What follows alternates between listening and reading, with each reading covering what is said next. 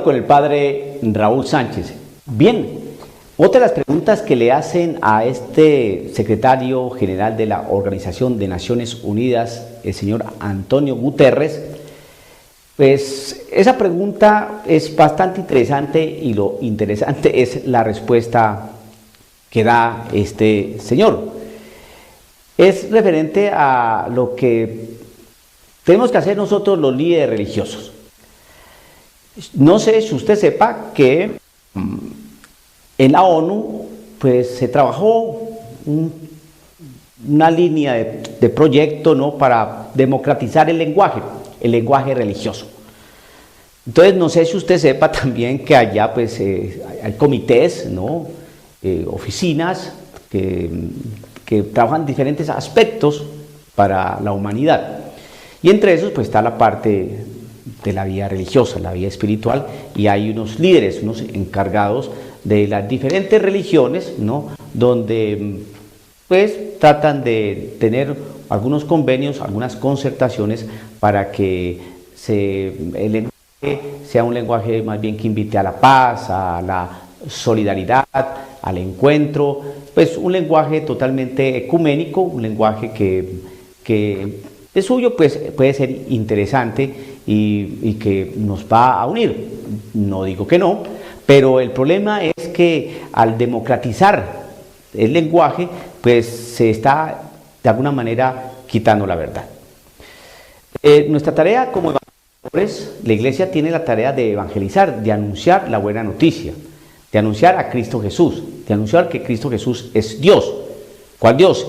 El Dios creador de todo esto que nosotros conocemos. Y que no podemos vender el Evangelio, ni podemos callar y silenciar la palabra del Señor y callar a Dios simplemente por respetos humanos o por quedar bien en la diplomacia y dentro de lo políticamente correcto. Entonces, eso es lo que no puede hacer el cristiano. No obstante, pues sí se ha tratado de que se democratice el lenguaje en los púlpitos. Entonces, usted tiene que hablar de encuentro, de solidaridad, de amor, de paz, de apertura, de tolerancia. Dios es amor, Dios nos quiere, Dios es infinita misericordia. Es decir, no trate de incomodar a la persona que vaya a su templo, a su sinagoga, a su mezquita, a su salón, a su iglesia, a su parroquia. Háblele cosas que lo apacigüen, que le den tranquilidad, que lo inviten a la paz. Entonces todo eso, pues, muy interesante, pero la verdad que... Entonces, se hace una pregunta, pues, a este señor Guterres respecto a esto que estoy diciendo. Entonces dice lo siguiente: los líderes religiosos tienen un papel crucial que desempeñar en la promoción del respeto mutuo en sus comunidades y más allá de ellas. Están situados en una óptima posición para cuestionar los mensajes inexactos y perjudiciales y para alentar a todas las comunidades a promover la no violencia y a rechazar la xenofobia, el racismo y todas las formas de intolerancia. Bien, ahí escuchamos un lenguaje abierto, creo que con buena intención. Los líderes religiosos estamos llamados es más bien ¿para qué? Para cuestionar todos los mensajes que sean inexactos.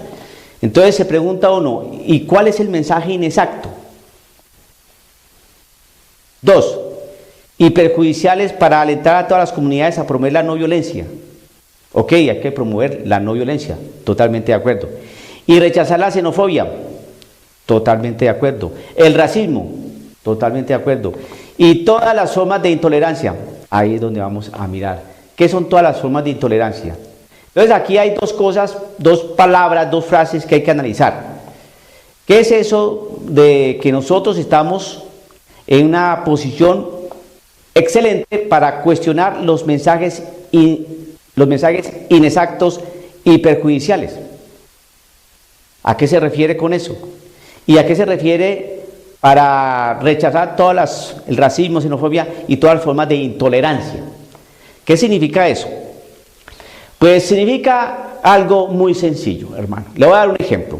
Por ejemplo, en España, usted y en algunos otros lugares de Europa, usted no puede leer este texto, porque si usted lo llega a leer, usted lo puede leer, pero lo denuncian, usted prácticamente como sacerdote, como líder religioso, va a tener serios problemas con la justicia. ¿Cuál texto? El texto que nos trae la primera carta de Pablo a los Corintios en su capítulo 6, verso 9, que dice así: ¿no saben acaso que los injustos no heredarán el reino de Dios? No se engañen, ni los que tienen relaciones sexuales prohibidas, ni los que adoran a los ídolos, ni los adúlteros, ni los homosexuales, y los comodones, ni los ladrones, ni los que no tienen nunca bastante, ni los borrachos, ni los chismosos, ni los que se aprovechan de los demás heredarán el reino de Dios. Entonces usted lee eso allí, digamos en España, y lee los que tienen relaciones prohibidas no heredarán el reino de los cielos, ni los homosexuales. Hermano, usted va a tener serios problemas. ¿Por qué? Porque usted está faltando a lo que manda la ONU, ¿no? Y a los líderes religiosos. Evitar todas las formas de intolerancia. Y usted entonces, al decir que no van a heredar el reino de los cielos, los homosexuales y los que tienen relaciones prohibidas, por ejemplo, alguien que tenga relaciones con un niño, o sea bisexual o zoofílico, y usted señale esos pecados, pues usted va a tener problemas, porque eso, según la ONU, es ser usted intolerante, y eso es crear formas de intolerancia, porque usted debe permitir que la gente se exprese sexualmente como quiera. Pero usted ya usted está creando alguna diferencia, alguna violencia, alguna intolerancia, algún odio frente al homosexual, o frente al bisexual, o frente al transgender, o lo que sea. Ese es el problema. ¿Qué sigue diciendo ese texto? Cuando dice que no heredarán el reino de los cielos, ni los borrachos, ni las prostitutas. Tal fue el caso de algunos de ustedes, pero han sido lavados, han sido santificados y rehabilitados por el nombre de Cristo Jesús, el Señor, y por el Espíritu de nuestro Dios. Es decir, que los que son así, borrachos, adúlteros, homosexuales, que practican relaciones impuras, hechiceros, chismosos, etcétera, etcétera, tienen toda la posibilidad de encontrar santificación, de ser lavados, purificados, como lo hicieron algunos de esta comunidad de Corinto. Entonces, nos hablan de que nosotros los líderes religiosos pues tenemos que silenciar la verdad y tratar de tolerar todo, porque no debemos crear ningún tipo de ambiente o atmósfera que sea intolerante o que discrimine. Y ese lenguaje en una iglesia pues está discriminando. ¿Y por qué está discriminando? Porque señalamos algunas acciones de pecado. Si yo digo chismoso, a ese no pasa nada. Al borracho tampoco. Al hechicero tampoco. Pero si usted va a tocar el pecado de la homosexualidad, y practicar el ejercicio de la homosexualidad y el ejercicio de relaciones impuras o prohibidas más bien, pues ahí sí va a tener usted serios problemas. Entonces aquí uno dice, espérese un segundo, que aquí lo que uno está señalando es el pecado. Uno está señalando la condición de alguien. Si una persona tiene preferencia hacia el mismo sexo, pues ¿qué podemos hacer? Es una situación bien compleja. No sabemos exactamente por qué la persona es así y no se le va a señalar. ¿Qué es lo que se está diciendo acá? Es los que practican la homosexualidad, que es distinto, que eso es el pecado. Lo mismo el hombre que es casado, muy bien. Pero si ese hombre que es casado ya empieza a ser adúltero, a ponerle a su esposa, a su esposo, un hombre o otra mujer, entonces, pues eso es lo que se señala, ¿no? Entonces aquí, pues quieren silenciar pecados. Y se empieza a silenciar un pecado por considerarlo que es algo que no está bien porque no debemos ser intolerantes, y así se van apareciendo otros pecados que también uno no puede decir nada, ¿no? Como por ejemplo los que viven en unión libre, los que viven en fornicación, los que están casados, los que no están casados, ¿no? Y viven en fornicación y no se han casado. ¿Por qué no se han casado? Pues vaya uno a saber, pero vaya uno a decir que están en fornicación porque quién es usted para juzgarlos. Y no, lo que pasa es que uno está diciendo el pecado, porque eso es pecado, ¿no? No fornicarás, no robar, no matar, no mentir, honrar padre y madre, santificar las fiestas. Entonces, ¿qué hacemos? No adulterarás, es un pecado. Entonces la iglesia lo que trata es de invitar a la gente que salgan desde su situación de pecados, porque todos somos pecadores y tenemos que salir de nuestra situación de pecado, ¿no? Para consolidar un mundo mejor y hacer un ambiente más fraterno y más humano. Estoy completamente seguro de lo siguiente. Supongamos que un señor tiene su esposa, ya lleva 15 años con su esposa, pero resulta que le gustó una señora de su trabajo, y ahorita está saliendo con esa señora del trabajo, y ya lleva más o menos 2 años con la señora del trabajo. Tiene su esposa y tiene la señora, otra señora de su trabajo, ¿listo? Y comparte con su esposa y sus hijos, pero cuando puede, comparte con la otra señora. Bien, eso se llama adulterio. Ese señor que tiene su esposa, que tiene su matrimonio, tiene una hija de 17 años. Yo estoy completamente seguro que le hago la pregunta a este señor y sé inmediatamente su respuesta. Señor, ¿a usted le gustaría que su hija tuviera un amante así como usted tiene la suya? ¿A usted le gustaría que su hija estuviera viviendo lo que está viviendo su amante? La respuesta inmediatamente va a ser no, correcto. Y le hago otra pregunta al Señor, ¿a usted le gustaría que su esposa estuviera haciendo lo mismo a usted? Y la respuesta es no. Bueno, entonces eso prueba de que está actuando mal, porque cuando uno le pone los ejemplos a los hijos, es decir, toma a los hijos y les hace ver a la persona que está teniendo el pecado, que si lo tuviera el ser más querido, que son los hijos, ellos dicen, no quiero que eso le pase a mi hijo. Usted que es narcotraficante, supongamos, ¿le gustaría que su hijo fuera un narcotraficante? Usted que es un borracho, ¿a usted le gustaría que su hijo fuera un borracho? Entonces eso indica que su actitud y su conducta no está bien. Y lo que la iglesia quiere es abrirle los brazos, no por intolerante, sino porque lo ama. No porque lo rechace y lo discrimine, sino porque lo ama y quiere su conversión, quiere su cambio. Esa es la labor de la iglesia. Pero la Organización de Naciones Unidas, que no es cristiana, sino que tiene unos presupuestos netamente humanistas, no cristianos, pues lo que interesa es que no molesten al ser humano. Déjenlo ser feliz. No le digan cómo vivir, déjenlo en paz. Entonces por eso se democratiza el lenguaje. Claro, y entonces cuando nos presentan el lenguaje tan bonito, tan elegante, porque usted viera cómo hablan, ¿no? Los líderes religiosos tienen un papel crucial que desempeñar en la promoción del respeto mutuo en sus comunidades y más allá de ellas, ¿no? El respeto mutuo, la promoción del respeto mutuo. Están situados en una óptima posición para cuestionar los mensajes inexactos y perjudiciales. ¿Cuáles son los mensajes inexactos y perjudiciales? ¿Que no dicen? Y para alentar a todas las comunidades a promover la no violencia, eso está muy interesante. Y rechazar la xenofobia, eso está interesante. Y el racismo, eso está interesante. Y todas las formas de intolerancia, explique eso. ¿Cuáles son las formas de intolerancia? Eso no lo explica. Ha asegurado el secretario general de la ONU, pues eso es lo que expresó el secretario general de la ONU, este señor Guterres. Nosotros tenemos que poner mucha atención a lo que nos dice esta Organización de Naciones Unidas, porque a veces lo que nos dice está envuelto en papel de regalo, pero lo que viene por dentro no es nada bonito. Dialogando con el padre Raúl Sánchez.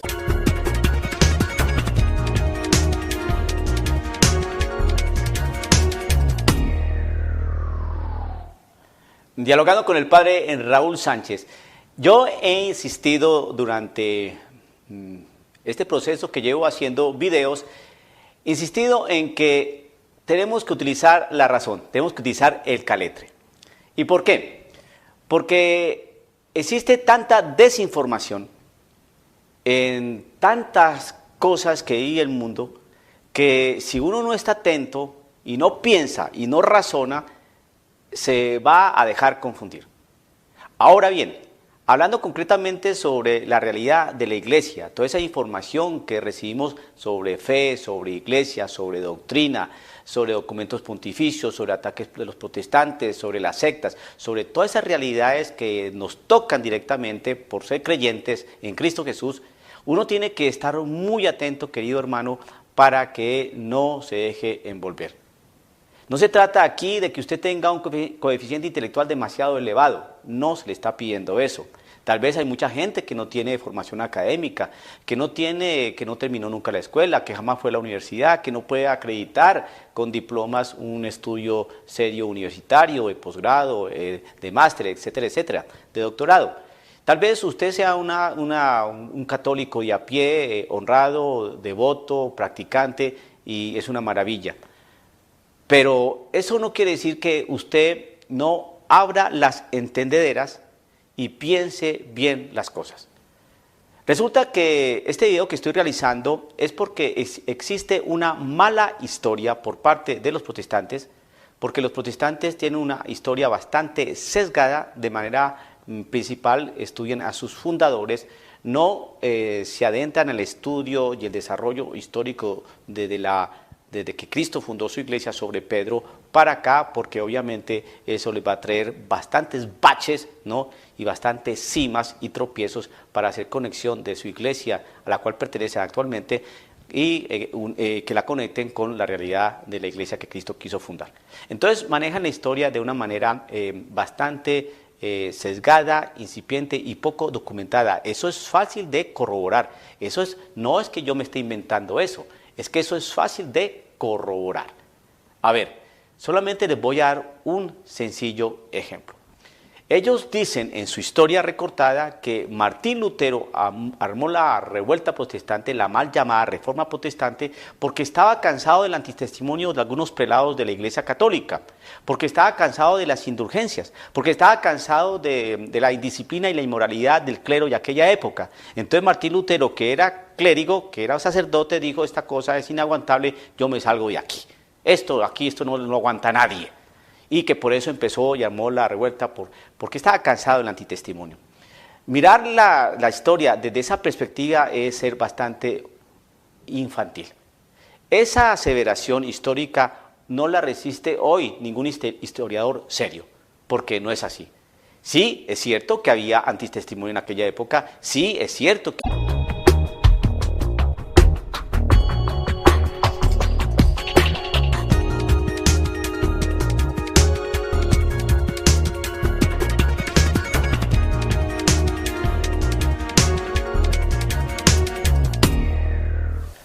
Dialogando con el padre Raúl Sánchez, pues me encontré algo que me llamó la atención y dice lo siguiente: padre, ¿puedo rezar con un evangélico, con un ortodoxo, con un luterano?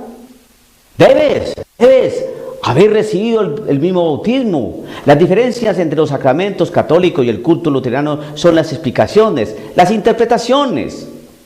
Así lo mismo, tanto en lengua luterana como en lengua católica, pero es lo mismo. Bueno, esto es un falso ecumenismo. No es lo mismo, no es lo mismo. ¿Qué es lo que pasa? Vamos a mirar. Si usted va a Europa, usted encuentra católicos y luteranos dialogando con una taza de café, ¿no? Mirando cómo es posible unirse, limar asperezas. Pero sin embargo, no se unen. Están los acuerdos, están las firmas, las convenciones, los pactos, la sonrisa, la fotografía, el selfie, las venias, las genuflexiones, la sonrisa, pero no hay unidad.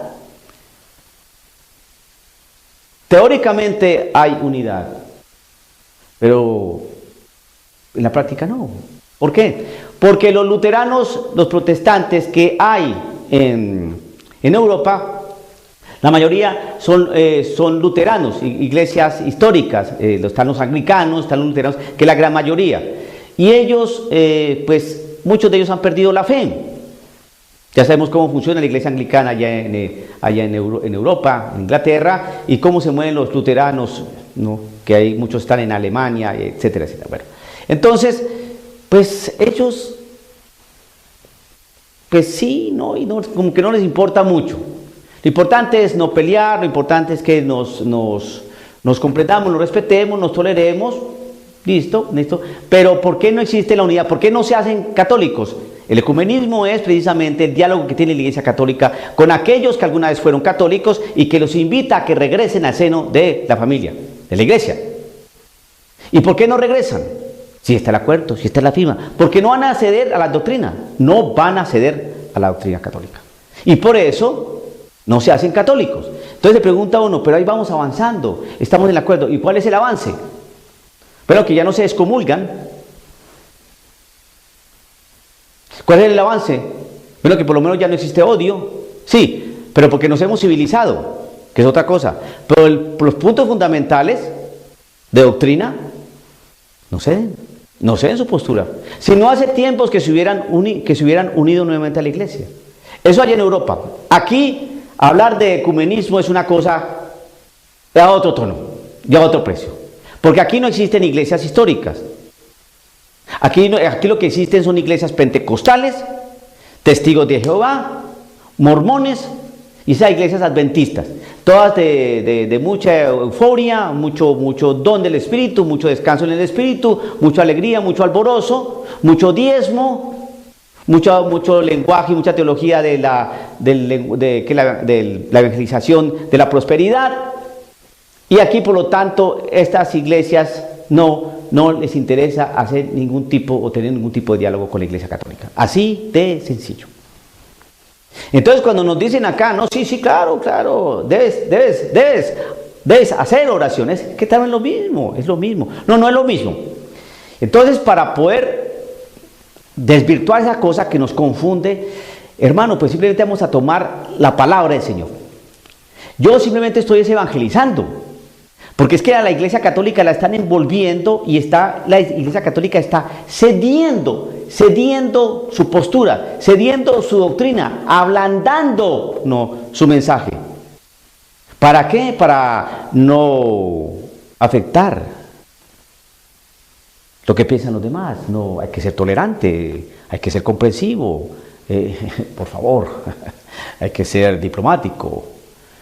Por favor, a estas alturas tú ponete a pelear por doctrinas. Hombre, importa la misericordia, eso es lo que importa. Y la palabra del Señor, no te pongas con cuestiones fundamentalistas, hombre. Pero es que ellos están dañando nuestra iglesia. No, pues hay que ser misericordioso. Bueno, y una serie de planteamientos y posturas que no son de la iglesia. El Señor dijo, vayan y anuncien a todas las naciones la buena noticia. Enséñenles a cumplir lo que yo les he enseñado a ustedes. Y yo estaré con ustedes hasta el fin del mundo. Bueno, ¿y dónde está esa buena noticia? Aquí está la buena noticia. Entonces vamos a mirar qué es lo que el Señor nos manda a anunciar. Me parece de que el anuncio que el Señor, según algunos, el anuncio es simplemente Dios es amor, Dios es misericordia. No hay que caer en la tentación de la desesperanza. El Señor siempre está ahí para consolar. El Señor te ama, por Dios. No te preocupes. Él siempre va a estar ahí en tu soledad, en tu amargura, en tu silencio, en tu perturbación. Porque Dios te ama. Dios ama al pecador. No entres en angustias, sin problemas. Porque el Señor te asume tal como eres. Es una maravilla el Señor, la misericordia del Señor. Entonces, claro, ese lenguaje es maravilloso porque es lo que le gusta a uno escuchar.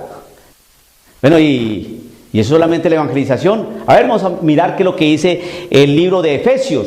Pablo a los Efesios, capítulo 4, verso 1 en adelante. Yo, dice Pablo, el prisionero de Cristo los exhorto. Y hace una invitación. Yo, el prisionero de Cristo, les exhorto. Les llamo la atención, los invito a esto. Les digo lo siguiente, los estoy exhortando. Les estoy hablando. Pónganme la atención. Pues a que se muestren dignos de la vocación a que han sido llamados. Los exhorto a eso. ¿A qué? A que se muestren dignos de la vocación. ¿Y a qué vocación hemos sido llamados? A ser santos. Entonces muéstrense dignos. Y entonces empiezan unas recomendaciones. ¿Cómo logramos esa dignidad, esa credibilidad de responder al llamado de la santidad? Sean humildes, porque con la humildad se empieza a romper todos los esquemas de orgullo. Aquí mando yo, aquel que lidero soy yo. Yo tengo la razón, yo. A mí no me gusta que me manden, yo soy el que mando. A mí no me gusta que me ordenen, yo soy el que ordeno. A mí no me gusta que me sugieran, yo soy el que sugiero. Y San Pablo dice, no, por ahí no vas a ser nunca santo. Sean humildes y amables. ¿Por qué? Porque la amabilidad abre puertas. Abre, tumba barreras, desbloquea la amabilidad. Sean comprensivos, porque el que comprende se pregunta, ¿por qué si es así? ¿Por qué ese tiene cara de pepinillo en vinagre? ¿Por qué ese rígido? No nos juzgan, sino que nos comprenden. Se hacen las preguntas, bueno, ¿por qué ese es así? ¿Qué le pasó? Nosotros tenemos que ser de esa manera. Sean comprensivos y sopórtense unos a otros con amor. Hay que tener tolerancia. Hay que tener mucha elasticidad. Con amor. No porque me tocó, no porque me dijeron, no porque ¿qué voy a hacer? No, sino con amor. Mantengan entre ustedes lazos de paz entre ustedes. ¿Quiénes son ustedes? Háganse la pregunta. Mantengan entre ustedes lazos de paz y permanezcan unidos en el mismo espíritu. En el mismo espíritu. Vamos a mirar entonces que nos está hablando es a alguien específico, está hablando a la iglesia. Y nos dice, permanezcan unidos en el mismo espíritu. Ojo con permanecer unidos en el mismo espíritu, porque hay unos que ya se separaron de ese espíritu. Y por eso cuando dicen que puedo rezar con un evangélico, un ortodoxo, luterano, sí, claro, hágalo, no hay problema, es lo mismo. No es lo mismo. Porque una cosa es estar en el mismo espíritu y otra cosa es estar en otro espíritu. Les voy a dar un ejemplo. ¿Quién soy yo? Dice la Sagrada Escritura. E Isabel, llena del Espíritu Santo, dijo, ¿quién soy yo para que la madre de mi Señor venga a verme? Bendita tú entre todas las mujeres y bendito es el fruto de tu vientre. A ese espíritu lo tiene un protestante que desdeña a la Virgen María. Bendita tú eres bendita. Entre todas las mujeres, entre mi mamá, está sobre mi mamá, sobre la tuya, sobre todas las mujeres. Porque eres bendita y bendito el fruto de tu vientre. Eres tan bendita y es bendito ese fruto. No, pero María no es santa, no. ¿Dónde dice que María sea santa? ¿Dónde? Si la Biblia no dice que sea santa, ¿dónde está que la Biblia dice que es santa? No lo dice. Lo dice Isabel. Una mujer que es bendita y que lleva en su vientre al bendito, esa mujer tiene que ser santa, ¿o no? Pero tienen otro espíritu. Permanezcan unidos en el mismo espíritu. Este es mi cuerpo. Y tomando el pan dijo, esto es mi cuerpo. Y el que coma mi cuerpo y beba mi sangre tendrá la vida eterna. No es un cuerpo, es un símbolo. No están en el mismo espíritu. No están en el mismo espíritu, lo siento. Y hay que estar en un mismo espíritu. Por lo tanto, si yo quiero hacer oración, vamos a hacer oración. Ok, listo, vamos a hacer oración. Padre Santo, invocamos tu Santo Espíritu para que descienda sobre nosotros y en este momento pedimos por acá y te alabamos y te bendecimos, te damos gracias, no sé qué. Y eso oró así el protestante, el bautista, el presbiteriano, el adventista. Muy bien, le toca al católico unirse a esa oración y dice, vamos a pedir la intercesión de San Alfonso María Ligorio. ¿Qué? Comunión con los santos, eso no lo dice la Biblia.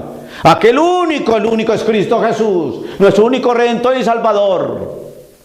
Que todavía creen los santos, eso es doctrina humana. Pero es que estoy orando, no, ¿ve que no es lo mismo? No es lo mismo. Esto lo dijo una prueba muy importante, eso que leí ahí. Permanezcan unidos en el mismo espíritu. Por tanto, hay que permanecer unidos en el mismo espíritu. Unos ya se separaron de ese espíritu y formaron sus nichos aparte, sus toldos aparte, sus tiendas aparte, bautistas, bautistas, presbiterianos, adventistas, pentecostales, rosacrucistas, testigos de Jehová, mormones y todas las que ustedes quieran, porque todos los días nacen una nueva iglesia. Ríos de agua viva, no la iglesia pare no sé qué cosa. Permanezcan unidos en un mismo espíritu, un solo cuerpo. Aquí no está hablando de un cuerpo, un solo cuerpo. ¿Y cuántos cuerpos hay? Existe el cuerpo de la iglesia, que es el cuerpo de Cristo. El cuerpo místico de Cristo es la iglesia, un solo cuerpo. ¿Y cuántos cuerpos hay? Pues ¿cuántas iglesias protestantes hay? ¿Hacen parte del cuerpo de Cristo? No, porque no tienen el mismo espíritu. Al no tener el mismo espíritu, no conforman el solo cuerpo de Cristo. Un solo cuerpo y un mismo espíritu. Y ya demostramos que no tienen el mismo espíritu, por lo tanto, no conforman un solo cuerpo. Pues ustedes han sido llamados a una misma vocación.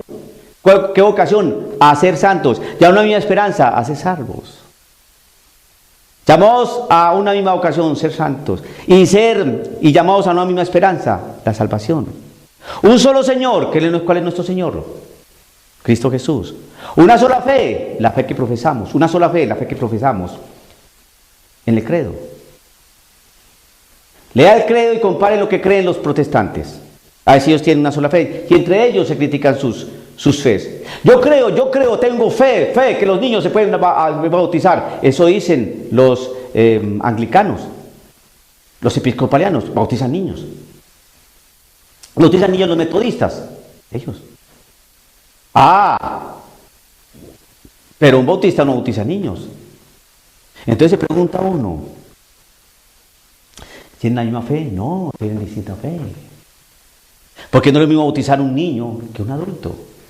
¿Y por qué no se bautiza un niño y si un adulto? Porque hay criterios de fe, doctrinas, tienen otro espíritu.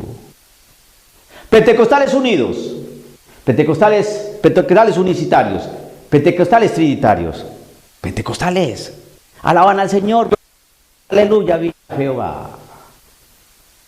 Pero no saben quién es Dios realmente, porque unos creen en un Dios trino y los otros creen en un Dios uno.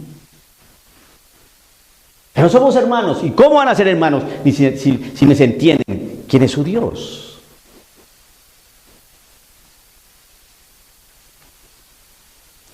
Un solo Señor, Cristo Jesús. Una sola fe, la fe de la iglesia. Un solo bautismo. Tengo un solo bautismo. Usted es bautista, se quiere hacer presbiteriano, tiene que bautizarse. Sale de la iglesia presbiteriana y quiere ser adventista, se tiene que bautizar. ¿Cuántos bautismos van? ¿Tú quieres ser católico? Sí. ¿De dónde vienes? Soy de la iglesia bautista. ¿Estás bautizado en el nombre del Padre, del Hijo y del Espíritu Santo y con agua? Sí. Ok, ya estás bautizado, no necesitas. Ya estás bautizado. Un solo Señor, una sola fe, un solo bautismo, un solo Dios y Padre de todos. Un solo Dios y Padre de todos. A veces me pregunto si el Dios musulmán es el Dios nuestro. El Dios budista no tienen. El Dios de los de la India tiene muchos dioses. Es el Padre de todos. ¿Cuál Padre de todos? El único camino para llegar al Padre es Cristo Jesús. Entonces, ¿qué nos están haciendo ver aquí? Primero que todo nos quieren enredar diciendo que las iglesias cristianas protestantes es lo mismo que la iglesia católica. La iglesia católica va cediendo su postura, va cediendo su mensaje, va cediendo su doctrina por respetos humanos, por no caer mal, porque hay que ser tolerante, hay que estar abierto a los cambios. Y la iglesia en su infinita misericordia abre sus brazos a todos. No, Señor, ¿por qué? Porque San Pablo nos enseña otra cosa: sean humildes, amables, sean comprensivos y manténganse pórtense unos a otros con amor, mantengan entre ustedes lazos de paz y permanezcan unidos en un mismo espíritu, Si nosotros nos mantenemos unidos en un mismo espíritu, vamos a tener que descartar a aquellos que quieren otras cosas. Porque cuando uno está unido en un espíritu, entonces busca tener un solo cuerpo, porque uno es espíritu. Cuando uno está unido a ese espíritu, entonces uno responde a la llamada de ser santos y a esperar con gran esperanza la salvación. Y cuando estamos unidos en un mismo espíritu, entonces hay un solo cuerpo. que la iglesia. Hay un solo Señor, que es Cristo Jesús. Hay un solo Dios y Padre de todos. No me vengan con esos cuentos de que es lo mismo. Aquí en nuestros contextos latinos, las iglesias protestantes no quieren diálogo ecuménico con la iglesia católica. Nosotros para ellos somos la ramera del Apocalipsis y punto. Una iglesia apóstata y corrompida. Esa es la iglesia católica para las iglesias protestantes, que no pertenecen a este cuerpo, que se salieron alguna vez. No vengan a decir que es lo mismo que podemos orar. No, no podemos orar. Porque cuando queremos orar, a ver si yo invito a cualquier bautista a que recemos el rosario, a ver si tú vas a hacer. No. Y en Europa la firma, el documento, la sonrisa, el convenio. Ahí vamos adelantando las charlas. Se ha adelantado mucho, se ha avanzado mucho y se ha avanzado tanto. ¿Por qué no se hacen católicos? No. No lo van a hacer. No lo van a hacer. Porque no van a romper con lo que les enseñó Lutero. ¿El acercamiento en qué está? Que ya no hay excomuniones. Y como estamos en un mundo civilizado, pues existe cordialidad y decencia. El luterano no cree en la confesión, el sacramento de la confesión. El luterano no cree que Cristo está allí con su cuerpo, sangre y alma y divinidad en esa hostia. El luterano no cree en el sacramento del matrimonio. El luterano no cree en el primado de Pedro. El luterano no cree en la transmisión, porque hay sucesión apostólica. No cree. Y si no cree, entonces ¿cómo vamos a orar? Si parece ser que tenemos un espíritu distinto. Nosotros, católicos, conformamos el cuerpo de Cristo porque tenemos un mismo espíritu, estamos llamados a una misma vocación que es la santidad y a una misma esperanza que es la salvación. Tenemos un solo Señor, que es nuestro Señor Jesucristo. Tenemos una sola fe, que está bien clarita en el credo. Tenemos un solo bautismo y tenemos un solo Dios y Padre de todos, que está por encima de todo, lo penetra todo y está en todo. Esa es nuestra fe. Y no podemos ceder ni un ápice, ni un milímetro, así nos digan rígidos. Bueno, y somos rígidos, ¿por qué somos rígidos? Porque nuestra fe está soportada sobre la roca, que es inamovible, que es rígida, es dura, rígida. Está soportada sobre 3 patas: tradición, Biblia y magisterio. Firme, sólido, eso no se mueve. ¿Para qué? Para que no nos dejemos bambolear por cualquier viento de doctrina, que por muy sugestiva, muy atractiva, muy sugerente nos parezca, no nos vamos a doblar. Que nos digan rígidos, que no digan rígidos. Somos rígidos. Y gracias a esa rigidez es que la fe se ha mantenido, porque una roca es dura, rígida, inamovible. No se dobla. El cristiano no se dobla. El católico no se dobla, y menos. Y por eso es que nos matan, porque no nos doblamos. Dialogando con el padre Raúl Sánchez.